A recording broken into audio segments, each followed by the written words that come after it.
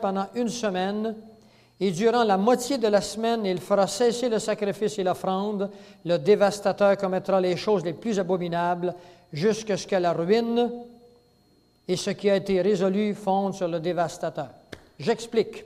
Prenez votre petite feuille, regardez en haut, c'est la prophétie des 70 semaines de Daniel que vous trouvez au chapitre 9, entre les versets 24 à 29. Vous trouverez cela dans Isaïe 61, entre le verset 1 à 4. Qu'est-ce que dit Isaïe? Il dit, il t'a été donné un temps de grâce et un temps de colère. Un jour de grâce et un jour de colère. Luc 4, versets 17 à 32, vous le verrez là aussi. Alors, il faut que vous alliez complètement au début ici, la captivité à Babylone.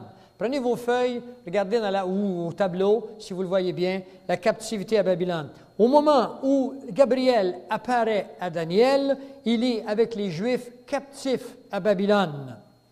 Et puis, il dira à Daniel qu'il y a 7 semaines, les 70 semaines ont été données sur ton peuple, sur tout le peuple juif qui est l'horloge de l'humanité. 70 semaines de temps en tout. Chaque jour de la semaine est égal à 1 an. Le code nous vient de Ézéchiel 4, les versets 1 à 6. Pour chaque année, pour chaque jour, je te donne 1 an. Ézéchiel 4. Alors, le code, c'est chaque jour est égal à 1 an. Donc, 7 semaines, ça fait 7 jours par la semaine. 70 semaines, ça fait 490 ans. OK? 490 ans. Suivez-moi. C'est extraordinaire ce que je vais vous révéler après-midi. Ça vaudrait la peine que vous soyez venus juste pour ça. Si vous ne seriez pas arrivé ici en retard le matin. André, il t'entend.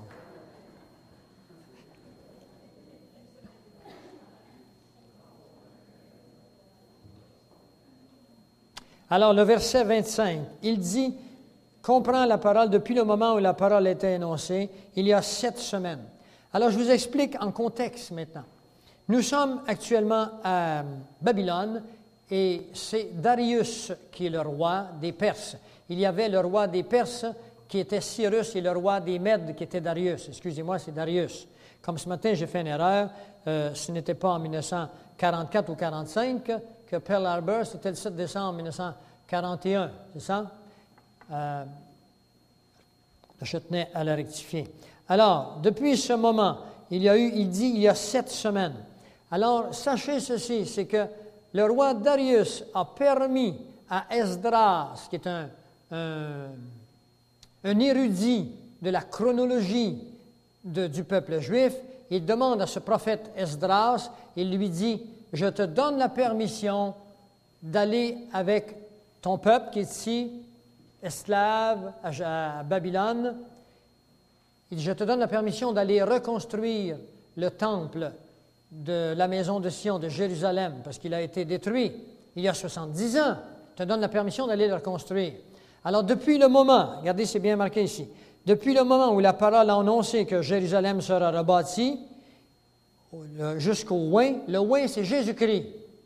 Ou encore, il dit le conducteur, le leader, le fureur du monde qui vient, c'est Jésus-Christ. Depuis ce moment, même Daniel annonce à quel moment Jésus-Christ allait venir, et puis les Juifs ne l'ont pas reconnu. Ils le disent, ils vont donner la chronologie. Il dit, il y a 7 semaines. Alors, Esdras et avec un autre érudit de l'époque qui s'appelait Néhémie, ils partiront avec le peuple, environ 50 000 les ont suivis. Ils s'en iront à Jérusalem pour reconstruire le temple. De ces 50 000, 5 % seulement se prêteront disponibles pour reconstruire le temple. Et si ce ne fût été de certain nombre de petits prophètes qui étaient là, de Joël par exemple, qui les a stimulés, le peuple ne voulait plus rien faire. Le peuple voulait s'installer, il était content de retourner dans le pays, mais ne voulait plus rebâtir le temple. Et ce sont des prophètes comme Joël, comme les petits prophètes, qui ont poussé, qui ont motivé, ils disent « Allons et construisons la maison de l'Éternel ». Eh bien, il y a un chant là-dessus, un chant chrétien. Et il s'agit ici de la vraie maison de Jérusalem qui avait été détruite 70 ans au préalable. Eh bien, il y a eu 7 semaines. Et les historiens vous diront que lorsqu'on a fini de rebâtir Jérusalem, ça faisait 49 ans qu'ils avaient quitté Babylone. Alors, 7 semaines, 7 fois 7, 49. Ça faisait 49 ans exactement. Maintenant, il dit ensuite, dans 62 semaines, les places et les fossés seront rétablis, mais en des temps fâcheux. Ce qui veut dire que sur votre feuille, vous le voyez actuellement, la restauration de Jérusalem se fait dans 49 ans ou 7 semaines de 7 jours, chaque jour est égal à 1 an. Il y aura 62 autres semaines silencieuses. Ça veut dire qu'il n'y a rien de spécial qui va arriver. Il y a eu 434 années. Le dernier prophète s'appelle Malachie. Et il n'y a presque rien qui arrive au peuple hébreu dans ces 430 ans. Alors, si vous additionnez 62 semaines plus 7, ça fait combien? Ça fait 69 semaines. Alors, qu'arrive-t-il? Il a pourtant bien dit, Gabriel a dit à Daniel, il a dit 70 semaines de temps ont été données à ton peuple. Et il n'y en a que 62 semaines. 69 semaines. 62 plus 7 égale 69. Et là, vous avez la chronologie des choses. Qu'est-ce qui arrive? Eh bien, le oint arrive. Il dit 62 semaines jusqu'au oint. Et c'est Jésus qui se présente à la 69e semaine de temps.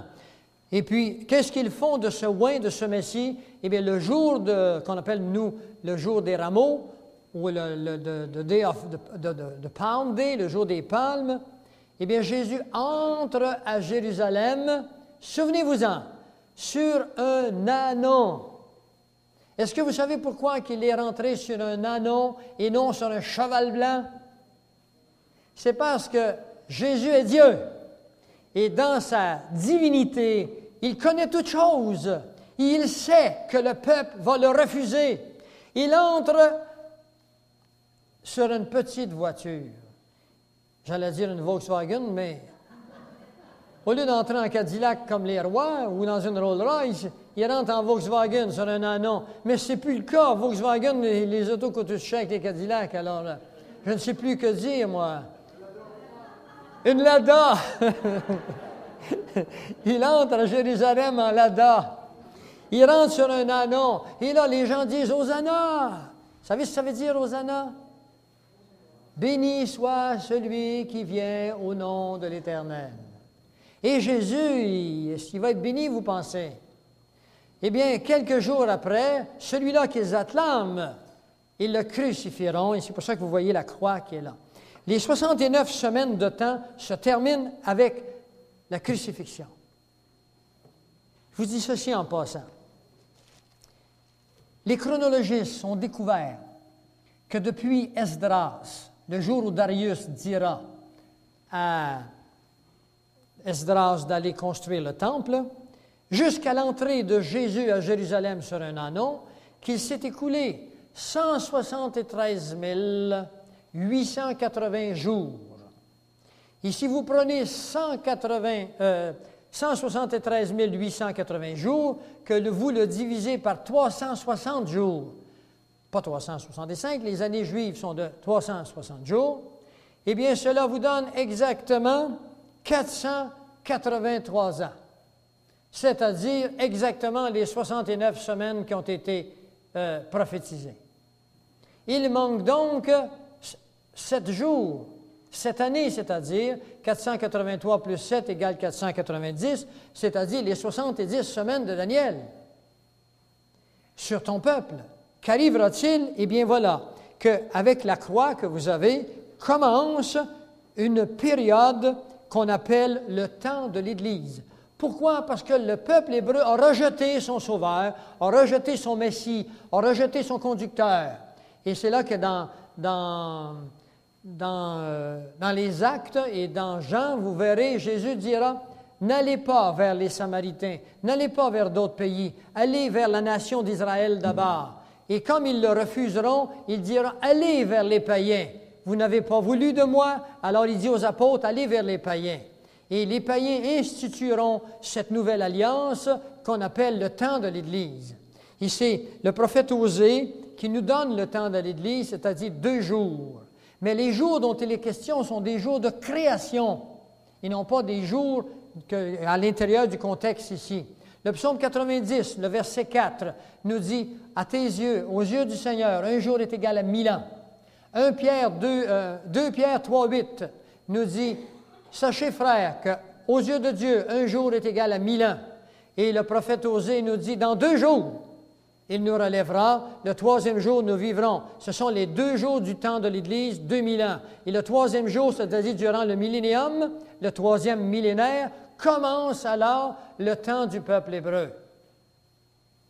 Les Hébreux domineront durant les 1000 ans qui viennent. Mais pas l'Hébreu qui n'est pas chrétien. L'Hébreu qui n'est pas chrétien, il sera foutu, pareil comme tout le monde qui n'ont pas accepté Jésus. Christ a des promesses physiques pour le peuple de Dieu qu'ils vont bénéficier, qu'ils soient croyants ou pas. Mais pour pénétrer, pour être sauvé dans le royaume des cieux, tout Juif doit, comme vous et comme moi, passer par le seul passage qui s'appelle Jésus.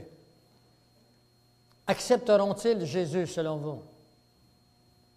Eh bien, vous irez dans Zacharie 12 et vous verrez qu'ils reconnaîtront celui qu'ils ont percé. C'est la prophétie qui nous le dit. Au milieu des tribulations, après 3 ans et demi, les tribulations durent 7 ans. Au milieu des tribulations, quand l'Antéchrist, cet homme, arrivera à Jérusalem, il se dira Dieu, eh bien là, ils reconnaîtront qu'il leur a menti. Et un reste seulement, une partie d'entre eux, reconnaîtront que c'était Jésus leur vrai Messie, c'est-à-dire celui-là qu'ils ont percé. Ce sont des versets clés pour ceux qui vont évangéliser les Juifs. Quand je suis allé en Israël, il y avait dans l'autobus avec moi un guide qui était un Israélien, et puis on a eu l'occasion de parler souvent. Je lui ai montré un certain nombre de versets, et puis il m'a demandé d'aller parler à leur rabbin. Il m'a dit, il faut que je t'organise une réunion avec nos rabbins.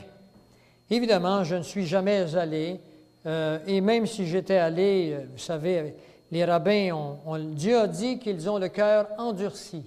J'endurcirai leur cœur, parce qu'ils l'ont rejeté. Et ce durcissement des cœurs au peuple juif d'Israël se fait également à l'humanité païenne. Dans Thessaloniciens, il est marqué qu'il leur donnera un esprit d'égarement parce qu'ils n'ont pas reçu l'amour de la vérité.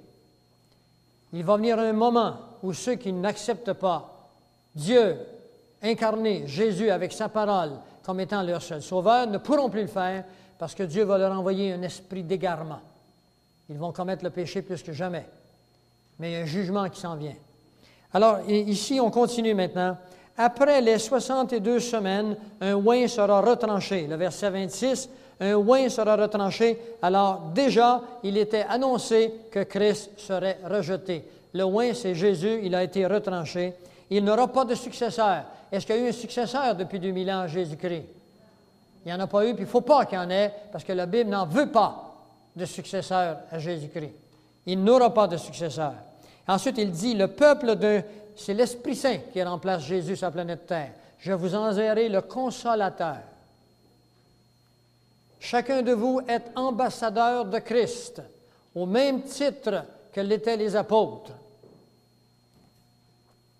Le peuple d'un chef qui viendra détruira la ville et le sanctuaire. Cette prophétie est arrivée. Le peuple il s'agit de Vespasien et de son fils Titus, qui étaient des généraux romains qui s'étaient présentés à Rome en l'an 68 pour y mettre de l'ordre, pour colmater, si vous voulez, les guérillas qui se faisaient chez le peuple juif contre les envahisseurs romains, comme les séparatistes au Québec veulent se séparer du Canada pour des raisons économiques ou politiques. Alors, les gens qui faisaient la guerre à ce moment-là avaient des intentions aussi bonnes que moi, je ne juge personne, je vous parle des effets, des états de choses. Et alors, le chef d'un peuple viendra, détruira la ville et le sanctuaire, et sa fin arrivera comme une inondation. Et le feu a pris lorsque Titus... Vespasien fut demandé en l'an 69 pour retourner à Rome parce que l'empereur était décédé, c'est lui qui devint empereur. et Titus resta à Jérusalem. Et en l'an 70, il détruisit complètement Jérusalem parce que c'est toute une histoire que je vous échappe, une question d'or que les Juifs avaient cachée entre les pierres. L'or a coulé. Alors, les soldats ont dit ça à Titus. Il a dit, « Ah, les petits Juifs! » Alors, il a ordonné que le temple soit détruit, qu'il ne reste pierre sur pierre pour accomplir la prophétie que Jésus disait, « Il ne restera pierre sur pierre de ce temple » que vous voyez dans Matthieu et dans Luc. Il est arrêté que la dévastation durera jusqu'au terme de la guerre.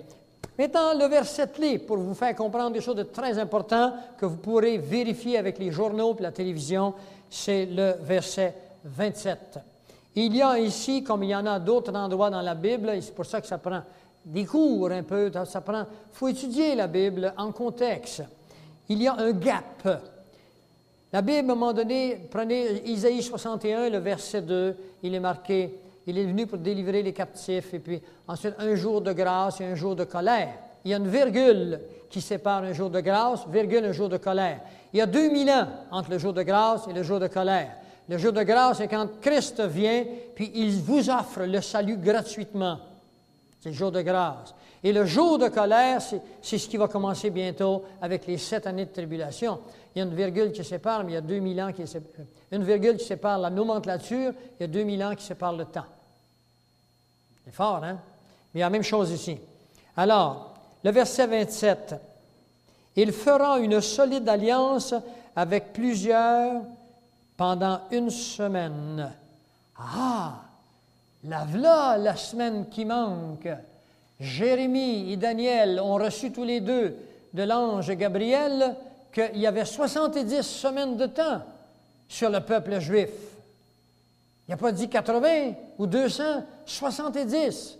Quand Jésus est venu et qu'il est mort sur la croix, venait de se terminer les 69e semaine de temps. Mais il a dit 70. Il reste donc une semaine à venir. L'avez-vous vu, vous, cette semaine-là de 7 ans, qui comprendrait un ensemble d'événements, un ensemble d'activités sataniques telles qu'il est décrit partout ailleurs dans la parole de Dieu? Elle n'est pas encore arrivée. Alors, elle vient, cette une semaine de temps, et c'est ce que vous voyez, les 2 jours qui séparent le temps de l'Église jusqu'à où il est marqué 70e semaine de temps. Et là, il y a 2 lignes. Puis il y a marqué tribulation. Vous avez le mot tribulation. Il y avait 3,5. Puis là, vous avez une barre qui marque l'Antichrist souille le temple. Et vous avez 3,5. 3,5 2 fois, ça égale 7. Et c'est la une semaine de temps qui manque qui va arriver à un moment précis. Et vous garderez vos yeux sur la télévision, sur la radio, parce qu'ils vont l'annoncer à peu près comme ceci. Écoutez bien ce qui est marqué. « Il fera une solide alliance avec plusieurs pendant une semaine. » C'est qui ça, il? Il s'agit ici de l'Antéchrist. C'est lui qui va signer avec plusieurs un traité de paix. Il fera une solide alliance avec plusieurs pendant une semaine. Laissez-moi vous dire que j'ai chez moi un document, une photocopie d'un document qui montre qu'Israël a signé un accord avec les pays musulmans, avec la signature d'à peu près tous les dignitaires des pays musulmans et d'Israël. Isaac Rabin a signé. L'Israël apostat a fait des compromis, s'est prostitué avec les pays arabes chaque côté d'eux au nom de la paix. Et d'ailleurs, la Bible nous dit qu'il viendra au nom de la paix. C'est pour ça que les Nations unies annoncent la paix. Il viendra par la paix, il conquérera plusieurs. On va vous le voir tantôt. Alors, il fera une solide alliance pendant plusieurs. Cette alliance est signée actuellement. Elle est prête à passer à l'action. Mais il y a une erreur dans la Bible française. Et je ne suis pas en train de vous dire, bon, il va commencer à changer des mots. Je sais que les auditeurs qui écouteront sur la vidéocassette, peut-être qu'ils peuvent penser cela. Mais non, ce n'est pas une erreur qui est faite dans ma Bible seulement, que vous soyez, je ne sais quoi, moi, protestant, catholique, je m'en fous, moi, de ça. Je n'annonce aucune religion, aucun mouvement, j'annonce Jésus-Christ. Et j'annonce Jésus-Christ de la parole, non pas un Jésus-Christ des religions, non pas un Jésus-Christ des sectes. Dans la Bible hébreu, il est marqué, non pas « il fera une solide alliance », il est marqué « il confirmera une solide alliance ». Mais c'est très différent. Est-ce que vous savez où est la différence? La différence est celle-ci, c'est que l'alliance aura été faite d'avance. Et lui, il n'aura qu'à la confirmer. Et qui est-ce qui fera ça? Eh bien, c'est un homme qui bientôt sera placé président de la Fédération de la Terre, qui est l'ex ou la structure collatérale aux Nations Unies, dont je vous ai montré ce matin, qu'ils essaient de vous faire croire qu'elle se meurt. Elle ne se meurt pas du tout. Elle est plus forte qu'elle ne l'a jamais été. Elle s'est donné d'autres noms pour vous embêter, pour garder vos yeux ailleurs. Eh bien, durant cette une semaine, il doit se produire deux choses. Première des choses, cette une semaine appartient au peuple hébreu. Est-ce que vous comprenez? Daniel a dit, 70 ont été donnés sur ton peuple. Alors, il parle aux Hébreux, parle au peuple hébreu. Êtes-vous hébreux? Vivez-vous sous la loi? Vivez-vous sur la cinquième dispensation qui est la loi? Vous vivez sur la sixième dispensation qui est la grâce. Donc, la loi ne peut rien avoir pour vous. Si vous essayez de vous sauver en étant bon, en faisant des choses bonnes, c'est la loi qui exige ça. Dieu n'a rien contre le bien, faites-vous-en pas. Mais ça ne suffit pas pour vous sauver. Ça n'a rien à voir avec le salut. Alors, vous êtes sur la sixième dispensation, vous êtes sur la grâce, et la 70e semaine se place à l'intérieur d'un contexte qu'on appelle les 70 semaines qui sont réservées au peuple hébreu. Alors, si vous n'êtes pas hébreu, les Hébreux sont sur la loi, vous sur la grâce, vous devez comprendre que la grâce et la loi ne peuvent coexister. Comprenez-vous ça? La grâce et la loi ne peuvent coexister. Donc, il faut qu'il arrive quelque chose. Que va-t-il donc arriver? Il faut que l'Église soit absente. L'Église, ce n'est pas... Moi, je suis évangélique. Ce n'est pas l'Église évangélique, c'est-à-dire l'organisation évangélique. L'Église de Jésus-Christ, vous devez faire partie de l'Église de Jésus-Christ. Moi, je fais partie d'une Église évangélique. Eh oui, mais ça ne veut pas dire qu'il n'y aura pas des évangéliques qui ne sont pas sauvés. Si les évangéliques se conforment à la parole de Dieu, il y a des grosses chances qu'ils se conforment parce que tout l'enseignement évangélique est conforme à la parole de Dieu. Si vous êtes catholique, protestant ou presbytérien, et que dans vos cœurs, vous vous conformez à la parole de Dieu, vous êtes évangélique, vous êtes selon l'Évangile. Fréquentez peut-être pas une église évangélique, mais dans vos cœurs, vous êtes évangélique. Vous êtes selon l'Évangile. Vous êtes selon la doctrine chrétienne. Mais il faut être certain que vos doctrines sont conformes. Et prenez le temps de scruter. Les apôtres scrutaient. Alors, ce que je veux vous dire, c'est que l'Église de Jésus-Christ, qui n'est pas une organisation sociale, qui n'est pas une église sur le coin de la rue, qui n'est pas une, quelle que soit, c'est un organisme et non une organisation. L'Église de Jésus-Christ, c'est l'ensemble de votre attitude, de votre esprit, de votre doctrine qui est le fond de vos cœurs. Il faut qu'elle soit dans le fond de vos cœurs. Il faut que vous compreniez des choses précises. Eh bien, si vous faites partie de cette Église qu'on appelle l'Église de Jésus-Christ, savez-vous ce que ça veut dire le mot Église? Ça vient du mot « ecclésia », qui veut dire « mise à part ». Posez-vous la question, est-ce que votre comportement, vos croyances, vous mettent vraiment à part de l'humanité qui vit aux côtés de vous? Continuez-vous à sacrer comme ça se fait dans le monde? Continuez-vous à convoiter la femme du voisin? Continuez-vous à voler l'autre, à penser juste à vous, jamais donner rien pour comprendre ce que Dieu veut de vous? Si vous faites ça, vous n'êtes pas encore né de nouveau. Il faut naître de nouveau. Jean 3,3. Quand vous aurez atteint la nouvelle naissance, à ce moment-là, vous serez automatiquement membre à l'éternité de l'Église de Jésus-Christ. Et moi, je n'ai pas envie de vous dire, allez à telle ou telle Église. Ce n'est pas mon rôle, moi. Mon rôle, c'est de vous expliquer des choses. Vous, la décision vous appartient. Quelle que soit votre décision, moi je vous aime pareil, puis Dieu aussi. Seulement qu'on va parler de l'amour de Dieu tantôt. On va parler comment Dieu aime son peuple. Alors vous voyez là, l'Église et la loi ne peuvent coexister. L'un est la grâce et l'autre est la loi. Donc, qu'est-ce qui va arriver à l'Église? Eh bien, il va arriver quelque chose d'extraordinaire. Ça fait partie des belles nouvelles que je vous garde pour tantôt. Vous gardez votre appétit un peu. Maintenant, regardez à côté, là, c'est fini, on achève, là.